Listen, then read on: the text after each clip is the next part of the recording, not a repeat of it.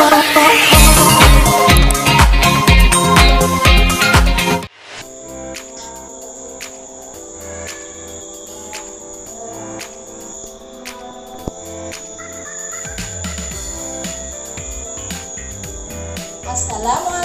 warahmatullahi wabarakatuh.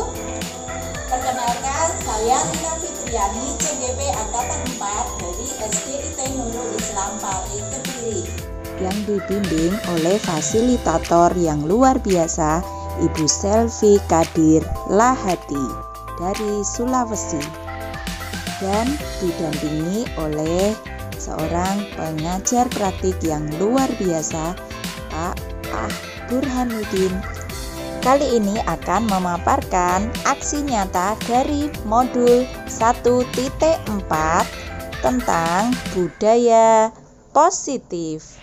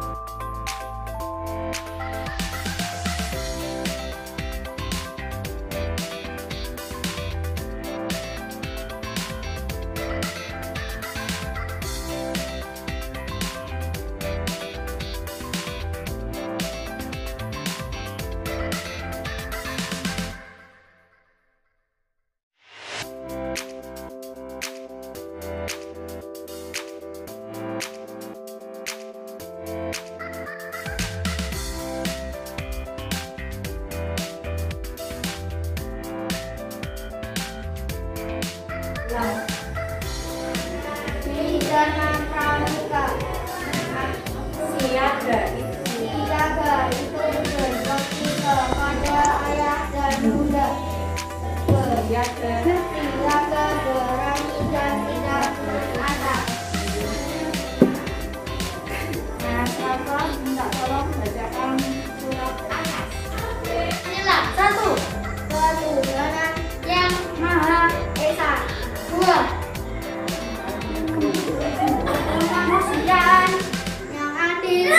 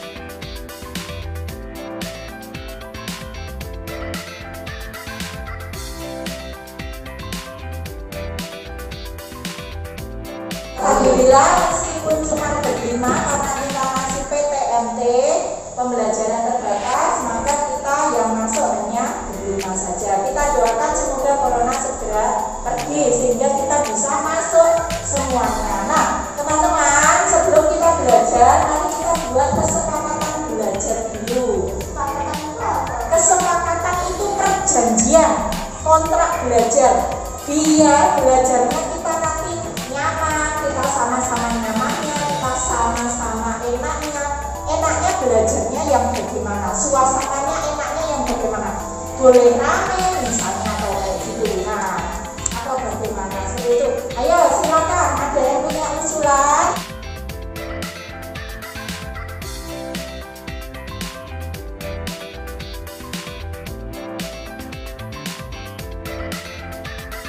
Ada yang punya usulan kesepakatan yang pertama yang kita buat apa?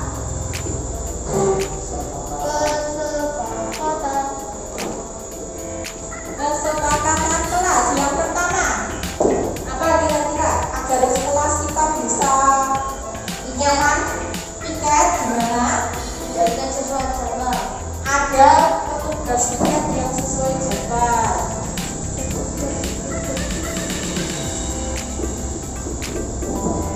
Petugas tiket melaksanakan tugasnya gitu ya.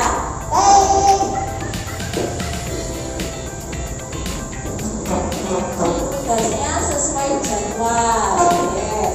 Terus yang kedua agar selama kelas kita selama pembelajaran kita berjalan lancar, rapi. Oke. Rapi boleh. Terus tiga, tidak rame berarti apa ya? Tidak rame. Oke, wes tak boleh. Tidak rame. Karena membuat berisik ya kalau rame itu.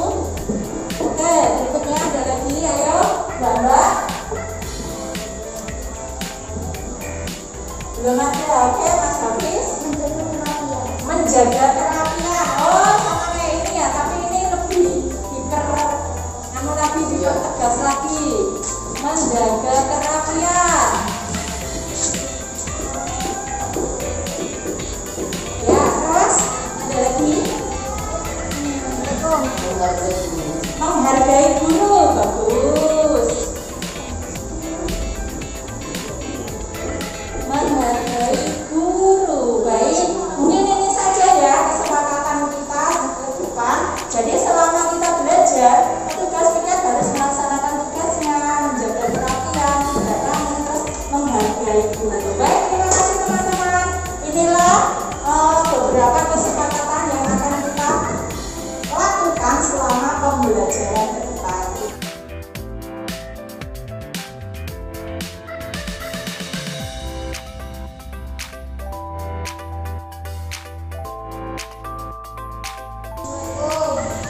Waalaikumsalam, silakan. Loh, baru datang Mas Rafa? Oke, silakan duduk dulu. Ya, langsung duduk, terus kita langsung belajar seperti dia di belakangnya Mas Hanif situ ya. Oke. Baik, kita lanjutkan pembelajaran kita hari ini. Baik, nanti setelah pas istirahat, Mas Rafa tetap tinggal di kelas ya. Ustazah pengen ngobrol sama Mas Rafa.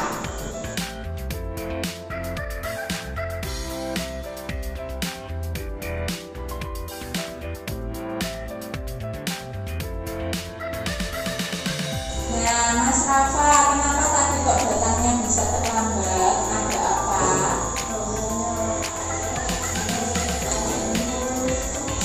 Bangunnya kesiangan. Oh, lah kamu tidurnya jam berapa, Teh? Jam 10 malam. Oh, lah kok malam sekali ngapain? Kok tidurnya malam sekali main game ya? Main HP. Wah. Menurut Mas Rafa, main HP itu boleh atau enggak? Boleh. Ustazah juga nggak mengatakan itu tidak boleh. Tapi kalau kita main HP seperti itu sampai malam hari seperti itu, hingga akhirnya membuat Mas Rafa bangunnya kesiangan. Menurut Mas Rafa itu baik atau tidak? Nah, karena itu tidak baik, terus langkah selanjutnya bagaimana agar Mas Rafa besok tidak terlambat sekolah pagi? Bangunnya lebih pagi, terus begitu tidur jam 7 malam setelah sholat ya tentunya ya. Main HP-nya siap aja. Terus main HP-nya tetap lama atau dikurangi menurut Mas Rafa? Dikurangi. Baik, berarti besok mulai nanti main HP-nya dikurangi, terus tidurnya agak sore, terus bangunnya agak pagi. Itu ya. Baik masyarakat, besok Ustazah tunggu, Ustazah doakan semoga besok tidak terlambat ya. Oke, terima kasih. Sekarang silakan istirahat. Ya, masih ada sedikit waktu.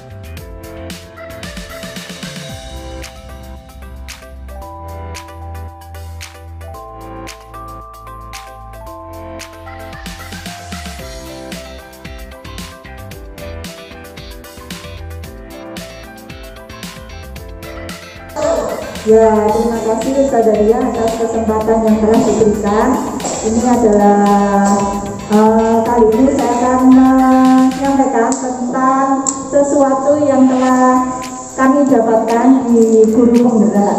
Jadi apa saja di guru penggerak yang telah kami dapatkan? Jadi ada banyak hal. Ini ya, langsung saja nih. Jadi ada pemikiran IHC Dewantara, terus nilai dan peran kita sebagai guru, kemudian ada inquiry apresiatif, kemudian membentuk budaya positif yang akhirnya nanti akan membentuk visi guru penggerak.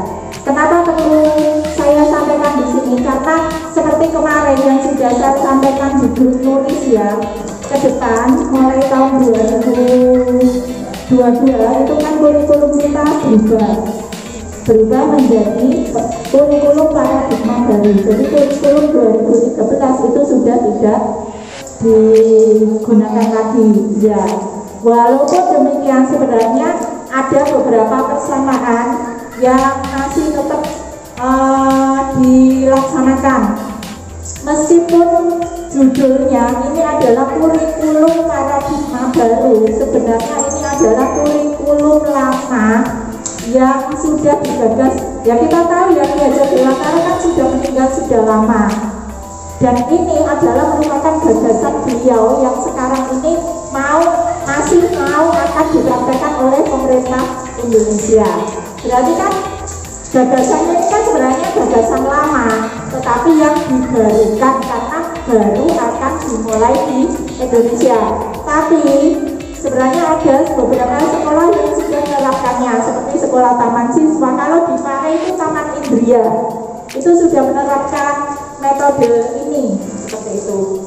Ada yang tahu filosofi pendidikan IHC Dewantara itu seperti apa? Tuturi. Enarsa Sotulodo, Enarsa Mangarsa Tuturi saja yang ini. Ya, seperti itu ya.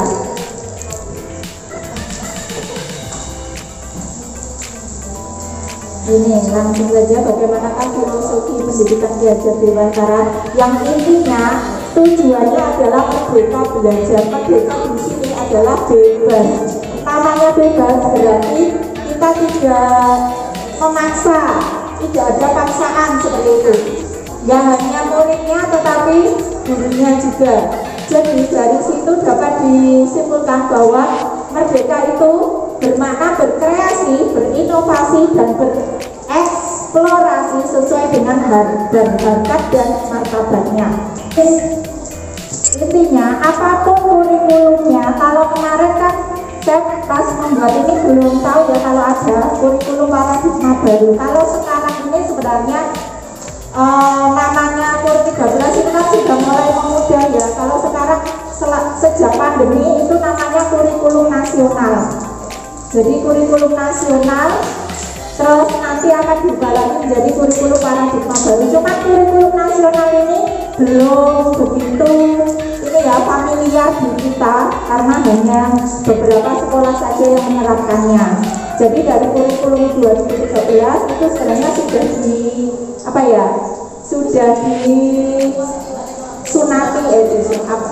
direvisi lah. Ada beberapa yang dibuang itu namanya kurikulum nasional. Apapun kurikulumnya, jadi nanti kurikulum nasional ini ya kita tetap berpatokan pada namanya kurikulum terpadu. T, masih ingat? T, bukan, telaah. Terpadu, T-nya telaah, E-nya eksplorasi, R-nya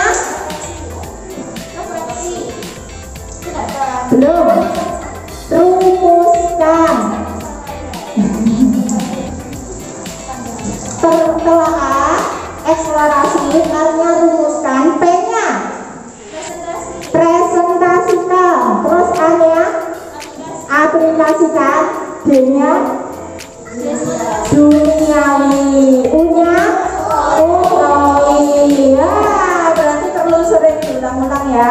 Coba lagi terutama yang guru baru karena memang belum pernah mengenal ini ya, meskipun kemarin sudah dijabarkan oleh Bu Indah, tapi untuk kepanjangannya kan belum. Jadi kita bikin RPP itu patokannya ini ya, terpadu ini. Jadi harus ada telaahnya. Telaahnya berarti hadis atau Al-Qur'annya, dalilnya.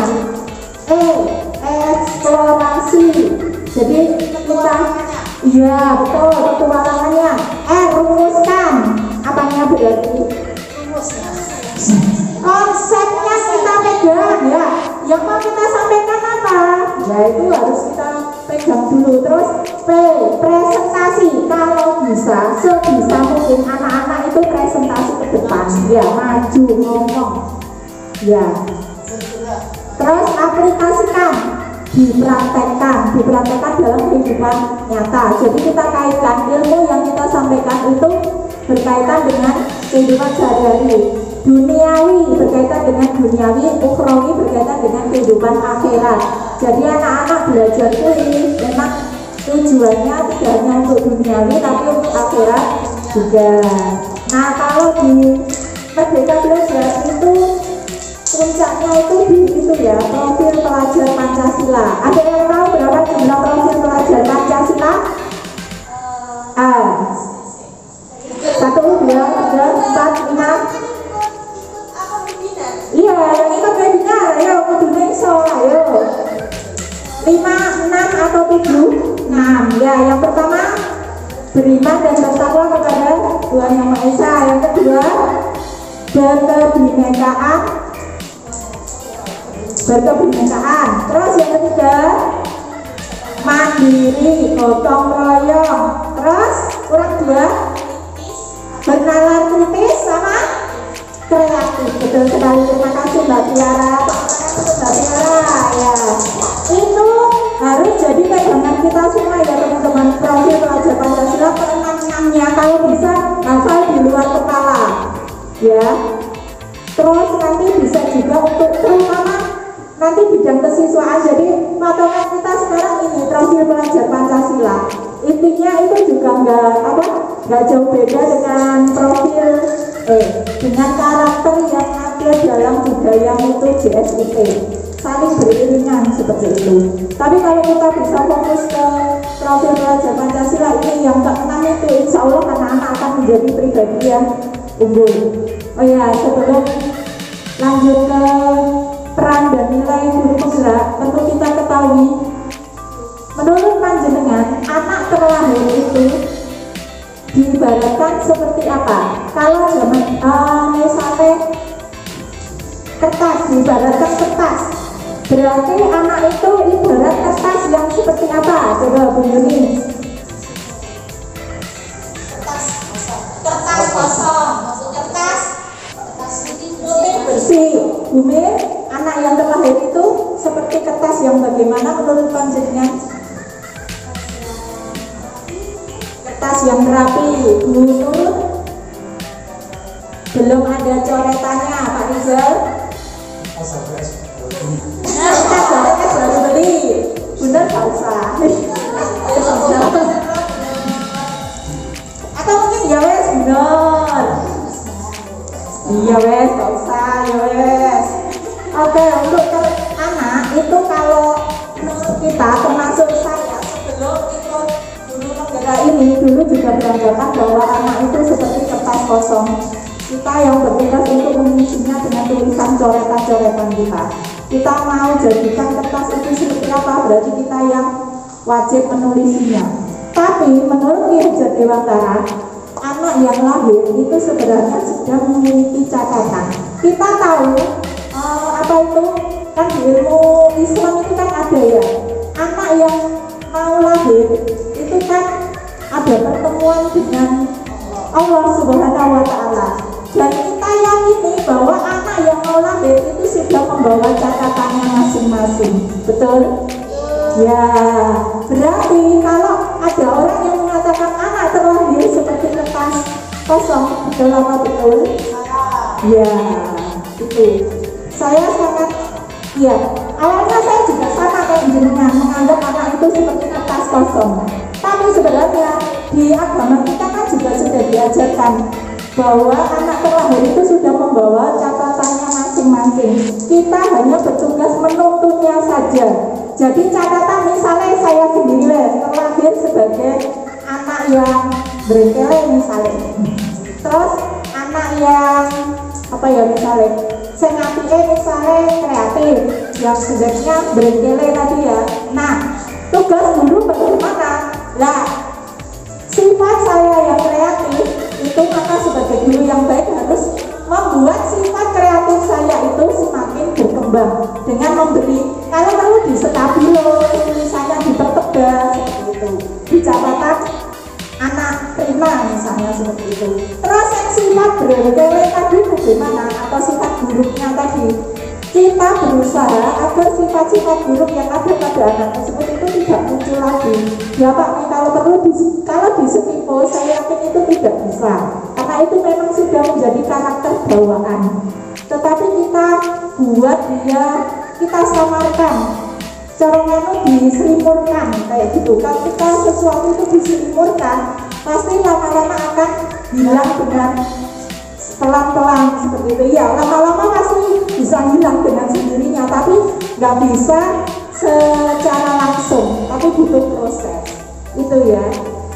Kalau menurut Ki Hajar Dewantara seperti itu. Jadi pendidikan itu adalah proses menuntut peserta didik untuk menjadi lebih baik. Nah, sekarang peran dan nilai dari guru penggerak.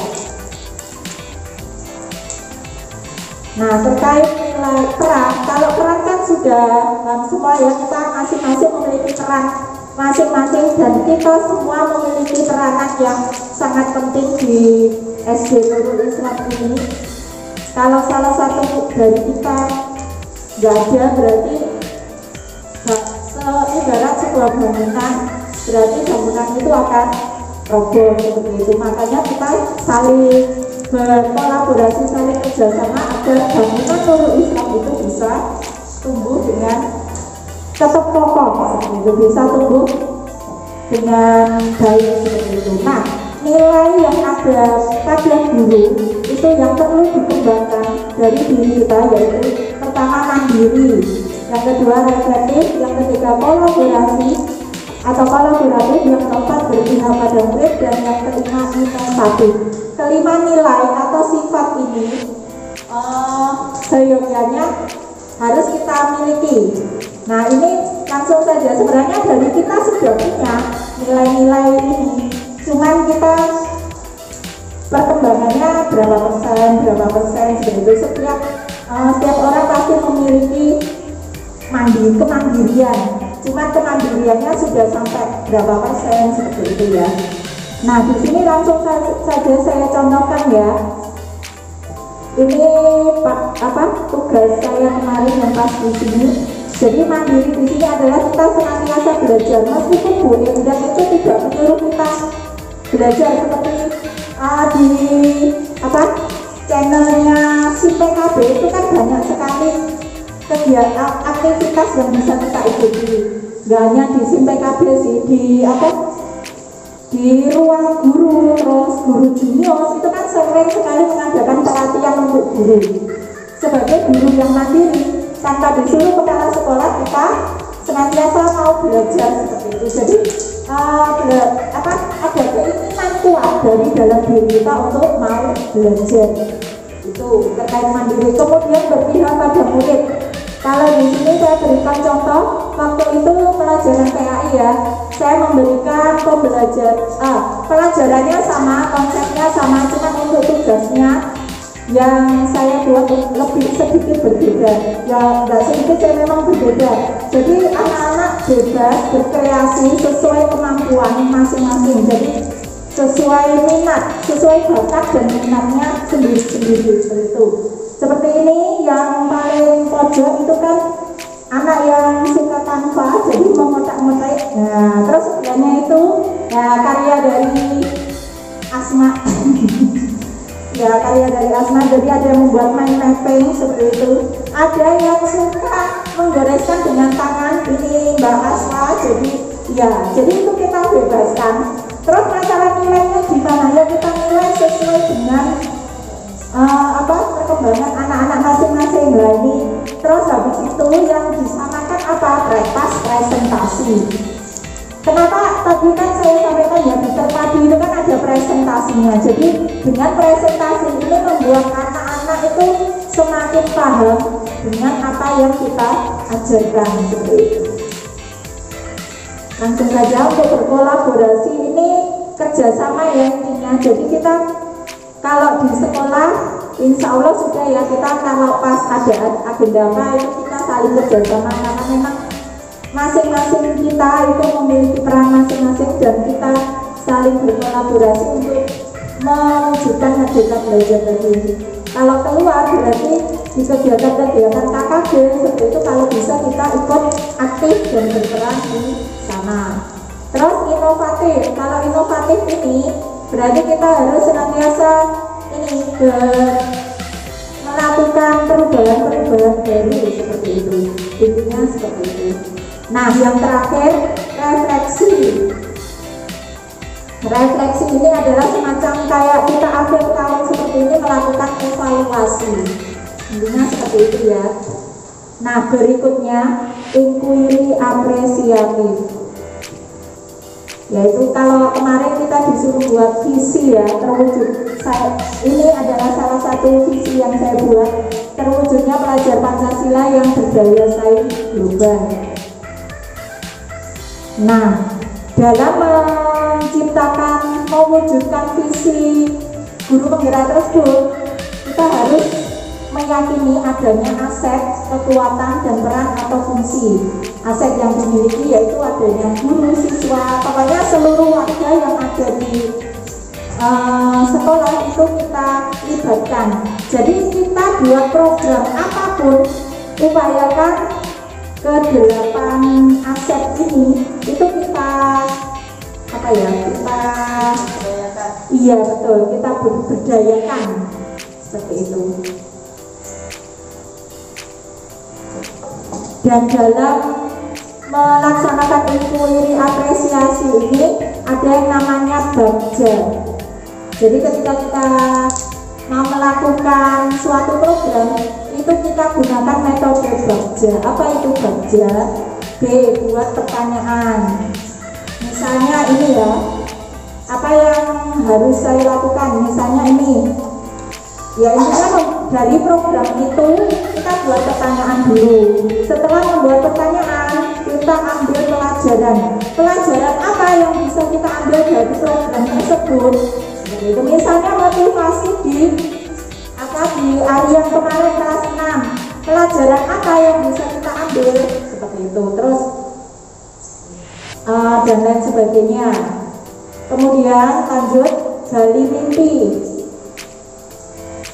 Jadi kita buat pertanyaan juga, jika contohnya ya, jika pembelajaran yang dapat meningkatkan kreativitas anak telah berjalan baik, apakah kebiasaan baru yang saya bayangkan terjadi? Jadi intinya ini tujuan akhir ya, kalau gali mimpi ini tujuan akhirnya dia tahu ketika anak-anak sudah ikut motivasi kelas 6 misalnya, tujuan akhirnya apa?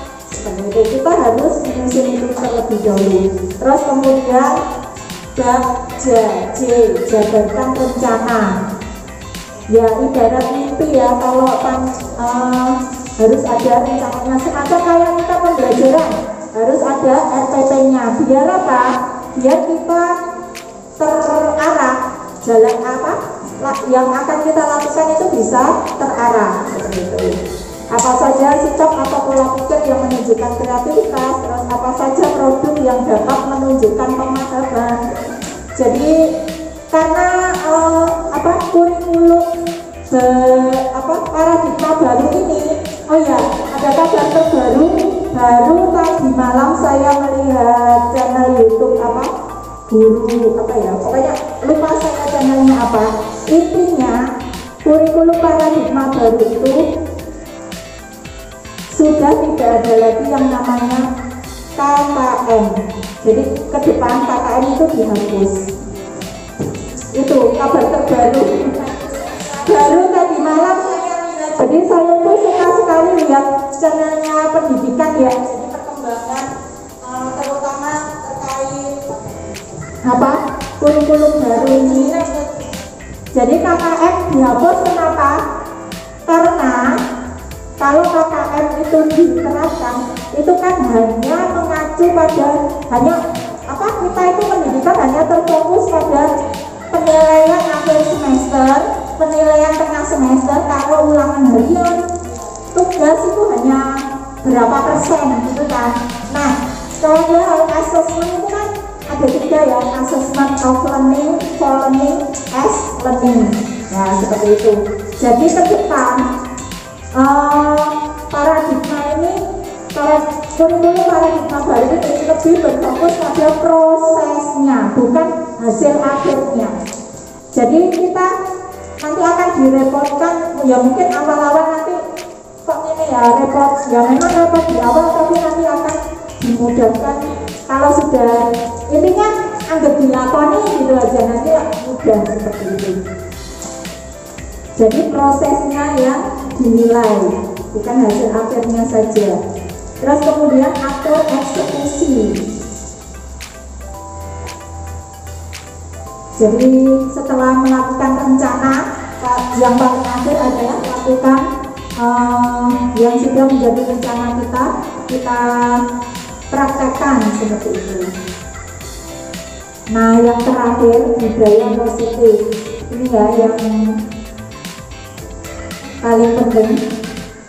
Nah, yang kemarin telah disampaikan Ustaz Daindang terkait materi yang ada di SDA yang sama dengan di sini itu apa? Yang pertama, SDA itu juga filosofinya mengambil filosofi Ki Hajar Dewantara juga. Jadi ibarat pendidik itu adalah seperti petani. Jadi petani itu kan menanam tanaman.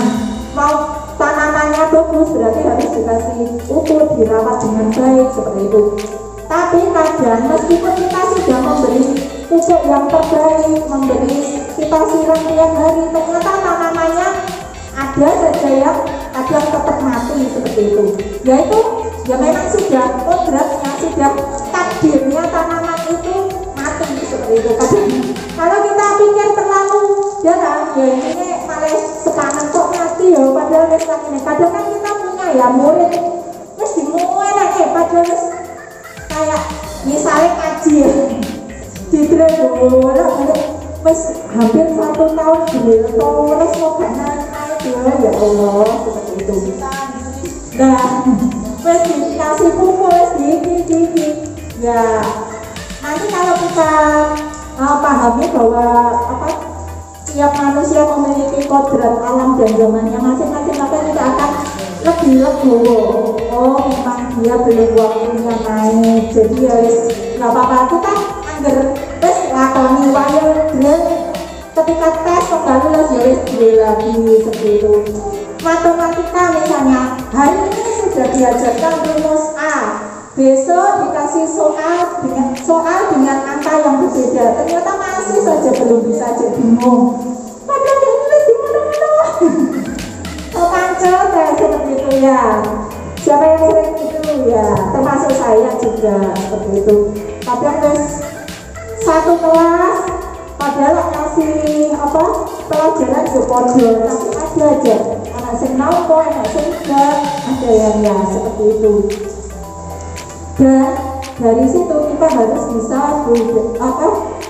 mengambil hal-hal yang positif dari itu, jadikan kelemahan sebagai sumber kekuatan. Maksudnya gimana? Ya, jadi dari kelemahan anak atau ini ya, jadi di sini ada lingkaran yang paling kecil, peraturan kelas, keyakinan kelas, lingkungan positif, hingga akhirnya jadi agar bisa muncul budaya positif atau karakter yang positif ya, seperti yang di awal tadi yang saya sampaikan ya, ibarat kertas anak itu kan sudah memiliki catatan masing-masing.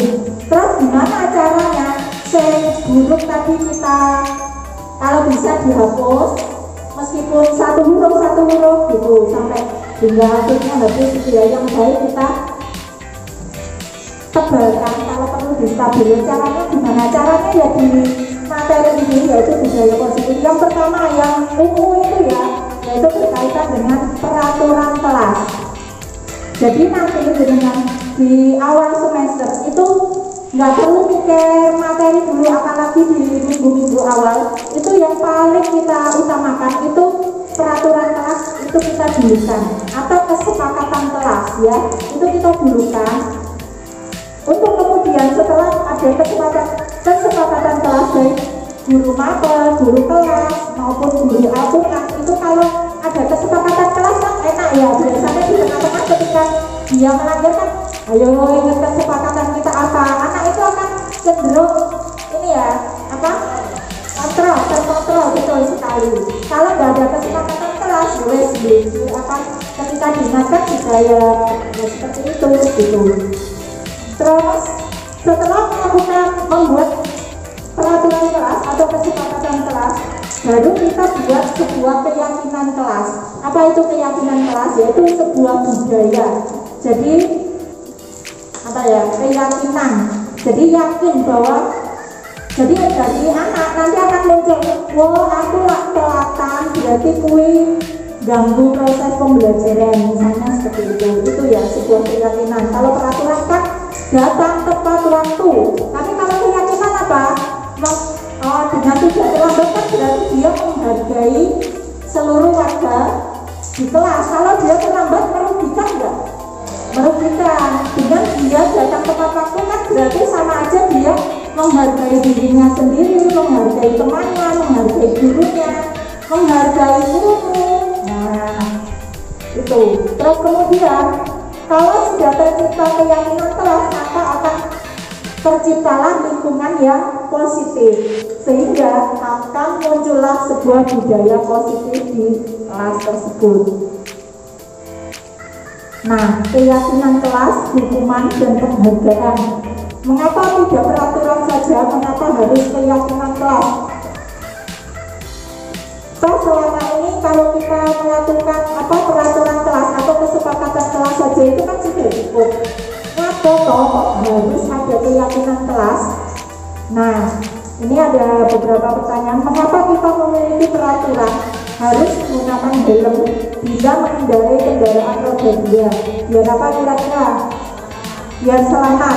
Tapi saya tanya lagi, yang naik sepeda motor tanpa pakai helm masih ada atau tidak? Masih, bahkan banyak. Nah itu karena banyak orang Indonesia yang beranggapan bahwa peraturan dibuat untuk dilanggar seperti itu. Maka peraturan saja atau kesepakatan saja itu tidaklah cukup, harus ada keyakinan kelas. Nah seperti itu. Lanjut ya. Nah dari A sampai B kelihatan deh. Nah silakan dibaca kira-kira dua kesepakatan ini yang merupakan keyakinan kelas itu yang mana? Yang A atau yang B? Keyakinan itu seperti tadi loh ya, saya contohkan. Misalnya dia terlambat, berarti saya ingin menghargai warga kelas, menghargai teman, menghargai guru, seperti itu. Kalau kesepakatan kelas ya peraturan yang biasanya kita buat bersama siswa.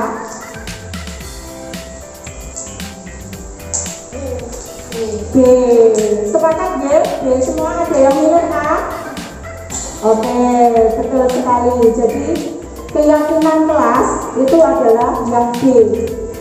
Jadi jadi yang A itu merupakan kesepakatan kelas, datang tepat waktu, mengucap salam, menjaga kebersihan, itu kita buat bersama siswa ya. Setelah itu baru kita membuat keyakinan kelas. Keyakinan kelas ini dibangun dari kesepakatan kelas tadi. Kami guru dan murid yang saling menyayangi, semangat belajar. Kenapa kok seperti itu? Karena keyakinan kelas itu berkaitan dengan kebutuhan anak. Kebutuhan anak itu ingin diperhatikan.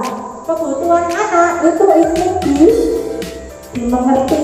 Kebutuhan anak itu ingin disayangi. Kalau ada anak terlambat, kita yakini bahwa dia pasti ada kebutuhan yang dia belum dapat di rumah. Dan pasti ya, anak-anak yang beraneka ragam yang berkebutuhan seperti itu, biasanya caper di kelas. Kalau kita terusin, pasti dia ada masalah di rumahnya. Ya, betul apa enggak? Ya, seperti itu. Karena memang kebutuhannya di rumah itu belum terpenuhi. Maka bagaimana? Sebelum dia belajar, maka kita harus berupaya agar anak tersebut kebutuhannya bisa terpenuhi. Jadi kebutuhan ingin disayangi, ingin diperhatikan. Kadang di rumah itu mau berangkat sekolah, dia caper cari perhatian ke orang tuanya, tapi dari orang tuanya tidak dicuekin. Nah begitu nyampe sekolah, genteng caper ke gurunya, ternyata dicuekin juga. Aduh kasihan dia loh. Ya seperti itu ya. Jadi seperti yang tadi disampaikan Ustaz Endang juga, mengapa kok harus diupayakan ada game, ada permainan-permainan terlebih dahulu agar kebutuhan siswa itu terpenuhi dulu. Jadi dari game itu kan anak-anak merasa senang. Dengan rasa senangnya itu berarti dia merasa terperhatikan. Ketika senang kan otomatis dia merasa rasa saling menyayangi, semangatnya juga akan muncul seperti itu. Nah, cara menciptakan kondisi bagi murid untuk memperbaiki kesalahan mereka ini adalah yang disebut dengan restitusi. Kalau di SDA kemarin, restitusi ini adalah materi yang paling akhir ya sudah setia. Ya, waktu itu saya nggak masuk dan saya nggak begitu paham dengan restitusi itu apa. Pokoknya ketika ada anak bersalah itu diajak ngobrol, itulah restitusi. Dulu saya mikirnya gitu, dan alhamdulillah di TGT ini saya semakin sedikit rada paham. Jadi restitusi itu adalah proses menciptakan kondisi bagi murid untuk memperbaiki kesalahan mereka sehingga mereka bisa kembali kepada kelompok mereka. Maksudnya kembali menjadi baik lagi dengan karakter yang lebih kuat. Intinya dari setiap anak itu sebenarnya semua anak itu gak ada anak yang nakal, semuanya adalah baik. Kenapa dia melakukan seperti itu? Pasti ada alasannya.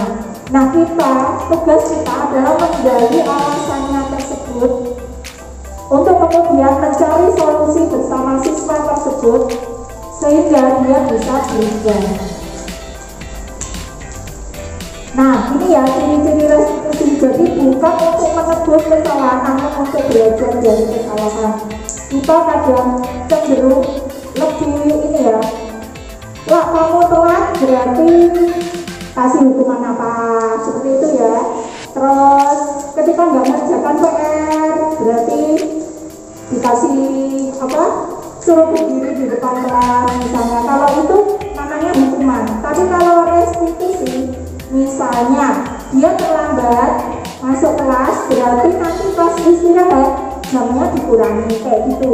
Jadi lebih ke sesuatu yang berhubungan dengan pelajarannya waktu itu. Terus kemudian saya bacakan ini aja ya, memperbaiki hubungan. Jadi kadang kalau kita memberi hukuman terus pada siswa, kadang anak itu kan akan merasa pegel dengan kita, ya merasa diri masih hukuman ya seperti itu. Nah yang ketiga, restitusi ini berupa tawaran, jadi bukan paksaan. Jadi tiap murid nanti bisa berbeda-beda konsekuensi lah. Intinya konsekuensi ya, bukan hukuman, tapi lebih ke konsekuensi. Nah terlambat berarti konsekuensinya apa? Seperti itu. Nggak kerjakan tugas, konsekuensinya apa?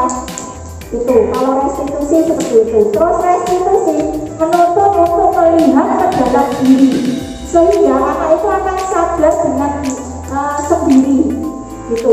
Jadi kita nggak usah kasih tahu kamu ini salah, ini harusnya kamu begini. Jadi nggak seperti itu lagi, tapi kita akan memancing anak itu, sehingga anak itu akan muncul, ya Allah aku yang salah. Ya, meskipun nggak bilang salah, tapi dia akan berupaya untuk membenahi perilakunya seperti itu. Yang kelima, restitusi mencari kebutuhan dasar yang mendasari tindakan. Restitusi diri adalah cara yang paling baik untuk memperbaiki diri. Nah, ini yang penting ya, nomor 7. Restitusi fokus pada karakter, bukan tindakan. Yang ke-8, restitusi fokus pada solusi. Jadi kadang saya berpikir seperti kemarin yang sudah saya lakukan, jika ada beberapa yang masih keliru. Sudah setiap kali mau pasien disuruh sholat subuh, kok tetap kayak seperti itu. Bisa jadi saya waktu itu memberi hukuman saja, bukan restitusi, karena saya tidak menyadarkan dia, tapi dia hanya melakukan sholat subuh. Habis melakukan sholat subuh, ya wes ikut pelajaran seperti itu, tapi tidak ada dalam dirinya itu sebuah kesadaran. Tapi kalau kita menerapkan restitusi ini, anak itu akan sadar seperti itu. Dan namun meskipun demikian, ini juga butuh proses. Jadi kita restitusi sekali, kok anak itu langsung sadar 100% itu juga nggak mungkin. Jadi butuh waktu tahapan seperti itu gitu. Ya, restitusi kok belum berhasil, ya memang butuh masih proses. Berarti sifat buruknya itu tadi masih tebal di dalam kertasnya si anak tersebut. Berarti kan butuh seluruh kandel lagi seperti itu. Restitusi ini lebih dipertebal lagi. Terus yang terakhir, restitusi mengembalikan murid yang berbuat salah pada kelompoknya. Intinya, kadang kan ada anak yang sudah salah, itu kadang terus izin, kadang sampai nggak mau masuk sekolah seperti itu, kadang saking malunya seperti itu. Nah, dengan restitusi ini berupaya untuk tetap anak yang salah itu tetap ada harganya gitu loh. Terus dia itu bisa kembali bersama teman-temannya lagi. Biasanya kalau salah kan terus di justice ya sama teman-temannya yang lain. Oh, jadi itu telatan. Nah, misalnya ada si A, dia setiap hari telatan, ya memang gitu, dia setiap hari sudah gitu. Jadi dengan restitusi ini kita meminimalisir hal-hal seperti itu. Untuk membuat murid yang merasa gagal karena berbuat salah menjadi positif terhadap dirinya, ini ada sebuah ya. Guru berkata, berbuat salah itu hal yang jadi ketika ada anak yang salah, kita berupaya untuk menstabilkan identitasnya. Kadang ada beberapa anak yang izin, terus merasa down. Jadi kita kata yang harus kita sampaikan agar dia tidak down seperti itu. Jadi ini ada contohnya ya. Jadi gurunya ngomong muridnya tadi, tapi ini juga nggak klasikal ya. Jadi face to face guru dengan anak yang bersalah tadi. Berbuat salah itu hal yang manusiawi, tidak ada manusia yang sempurna. Bapak ibu juga pernah berbuat salah, kita pasti bisa menyelesaikan permasalahan ini. Bapak ibu tidak tertarik untuk mencari tahu siapa yang benar, siapa yang salah. Bapak atau ibu lebih tertarik untuk menyelesaikan masalah. Kalau kamu menyalahkan dirimu sendiri terus-menerus, apakah kamu bersikap baik pada dirimu sendiri? Nah ini ya. Jadi kita berfokus pada solusi. Printernya rusak, fokus solusi. Gak usah boleh, ini sama dari printer terakhir. Nah, iya kita fokus pada solusi. Iya caranya printernya jadi bisa kena lagi. Kalau kita nyari sopo dari printer terakhir, sopo dari solusi printer, apakah printer itu terus bisa ngeprint lagi? Ya nggak bisa. Lah, ini enak ya kalau kita fokus pada solusi, nggak ngilangi gender juga seperti itu, mengurangi. Gender itu manusiawi ya. Jadi yang pertama, yang ketika kita menghadapi anak yang bermasalah, tetapi ini setelah anak itu sudah sadar ya, setelah kita lakukan tindakan restitusi, kan dia sudah sadar, yo aku salah. Pokoknya intinya ada kata-kata seperti itu. Jadi baru kita menstabilkan identitas. Jangan sampai anak itu belum merasa salah tapi kita sudah menstabilkan. Ya, jadi kita menstabilkan identitasnya dulu. Terus kemudian validasi tindakan yang salah tersebut. Jadi setelah kita stabilkan emosinya tadi, kita validasi tindakan yang salah, membantu murid mengenali kebutuhan yang ingin dipenuhinya, seperti yang saya sampaikan tadi ya, butuh kasih sayang, butuh perhatian, dan lain sebagainya.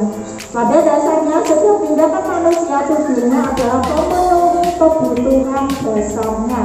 Apakah itu penguasaan, kebebasan. Jadi ini ya macam-macam kebutuhan manusia. Butuh, ingin berkuasa, itu setiap orang itu memiliki itu. Jadi ingin menjadi penguasa. Bahkan anak-anak itu kan ada yang memiliki itu ya, leadership wajib, pengen menguasai. Nah itu memang sifat manusiawi seperti itu. Terus yang kedua kebebasan. Yang ketiga yaitu kebutuhan ingin diterima, kemudian kesenangan, dan yang terakhir adalah kebutuhan bertahan hidup atau survival ya. Survival. Terima kasih sudah dimenkan ya. Guru berkata, ini contohnya saja ya, kamu bisa saja kan melakukan hal yang lebih buruk, tapi kamu tidak melakukan itu. Nah itu, kamu pasti punya alasan mengapa melakukannya, apa yang penting bagi kamu, dan lain sebagainya. Intinya dia sudah salah, tapi kita cari intinya aslinya bocah itu bisa melakukan yang lebih dari itu. Misalnya dia melakukan kesalahan, misalnya gepuk temennya, kamu aslinya iso nono tapi kamu gak melakukan kan, intinya munggulnya dia agar dia gak down, tapi kamu gak melakukan kan. Nah seperti itu. Terus kemudian yang terakhir, menanyakan keyakinan. Murid melihat kesalahannya dihubungkan dengan nilai-nilai kebajikan yang diyakininya, mendasari manusia berinteraksi dengan orang lain. Apa nilai yang kita percaya di kelas ya? Intinya ini ya yang paling akhir ini, apa yang kamu rasakan ketika kamu melakukan ini. Kalau kemarin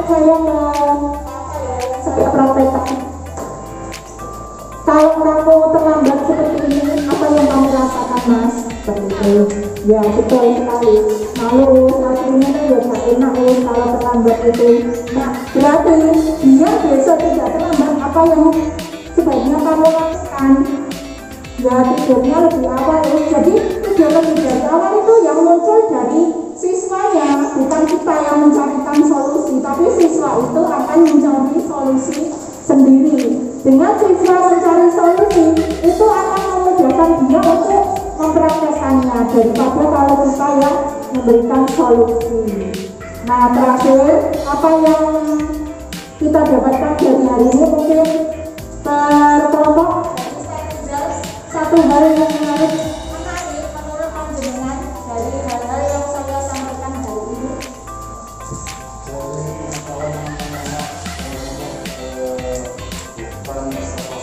Yes, oke, terima kasih Sarjana. Kelompok sini terserah mau Rizky, Nurul, atau Bu Arsi. Nurul? Ya. Oh, Bu Rizky, oke.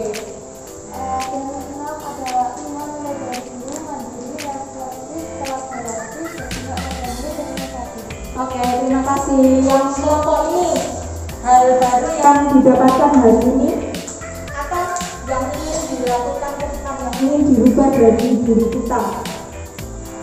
Macam iya. Ayo. Bubi. Restitusi ya. Terima kasih. Terus kelompok sini. Jeng-jeng, saya begini. Sama lagi.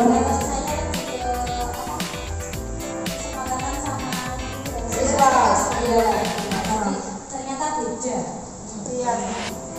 Maksudnya kesepakatannya itu loh. Ternyata kan ada yang seperti ini, ada yang biasa saja. Selama ini saya buat masih yang sebelah sini tadi. Yang sebelah sini itu memang kesepakatan untuk kelas. Ya memang itu yang kita pakai. Yang sebelah ini itu keyakinan. Kalau keyakinan itu semacam kayak kalau kita efeknya betul. Kita melakukan kesepakatan kelas, maka kelas kita akan munculnya seperti ini. Kita bisa saling menyayangi, kita saling menghargai. Coba kalau kita bayangkan ya, misalnya kesepakatan kelas yang awal-awal tadi kan datang tepat waktu. Misalnya anak-anak teman datang berdua misalnya. Nah di kelas itu kan pasti ada sesuatu yang menggundel muridnya kan. Nah seperti itu. Ya, oke. Nomor sini. Restitusi ya. Mana anak-anak? Ya, sudah itu ya. Oke, terkait restitusi. Oke, terakhir dari saya quote. Menumbuhkan karakter itu tidaklah semudah membalikkan telapak tangan. Diperlukan komitmen, konsistensi, dan waktu yang tidak sedikit. Diperlukan kesungguhan dalam pengelolaannya. Di langit ada pelangi, tak lupa aku hidup namanya. Cukup sekian dari kami, terima kasih. Assalamualaikum warahmatullahi wabarakatuh.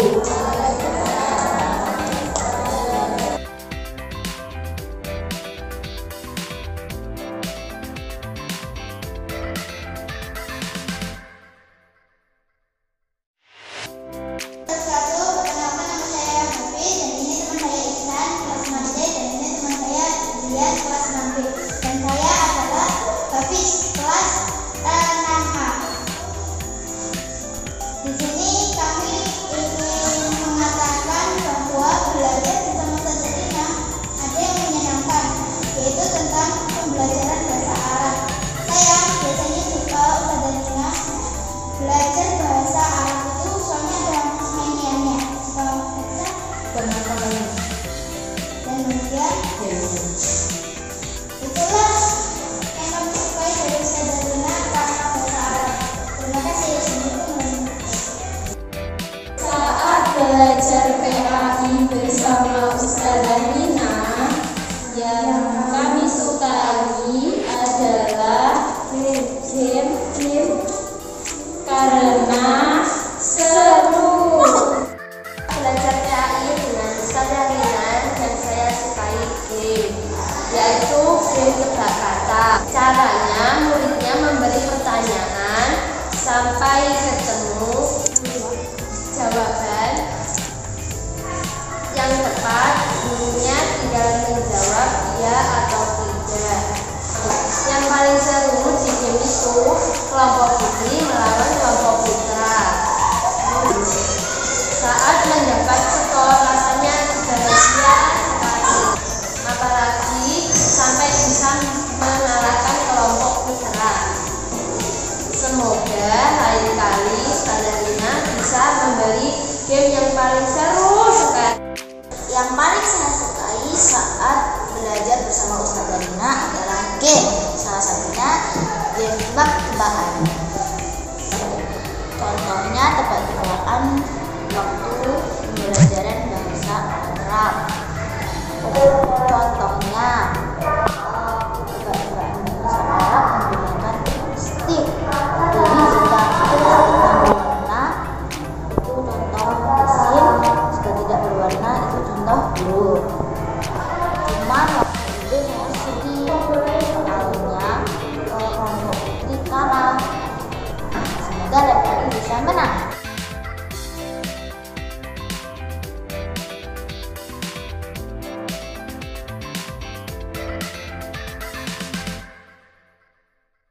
Assalamualaikum warahmatullahi wabarakatuh. testimoni tentang Ustazah Rina mengajar di sekolah. Menurut saya Ustazah Rina itu saat mengajar di sekolah itu menyenangkan, karena Ustazah Rina kaya akan game-game seperti itu. Saya juga kadang ikut itu senang dengan cara mengajar beliau. Itu sedikit testimoni dari saya. Setelah mengikuti menjadi guru penggerak, Ustazah Rina semakin berinovasi lagi. Terus kadang memberikan motivasi-motivasi kepada teman-teman sesama mengajarnya. Bagaimana caranya mengelola kelas dengan baik dan menyenangkan, seperti itu. Oke, wassalamualaikum warahmatullahi wabarakatuh.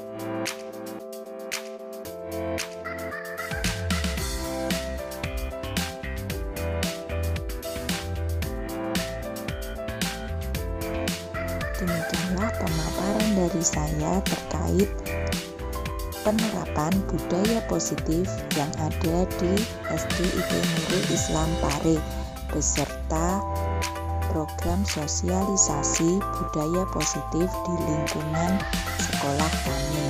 Terima kasih pada Bu Selvi dan Pak Burhanuddin yang telah membantu terselenggaranya acara tersebut. Salam dan bahagia. Wassalamualaikum warahmatullahi wabarakatuh.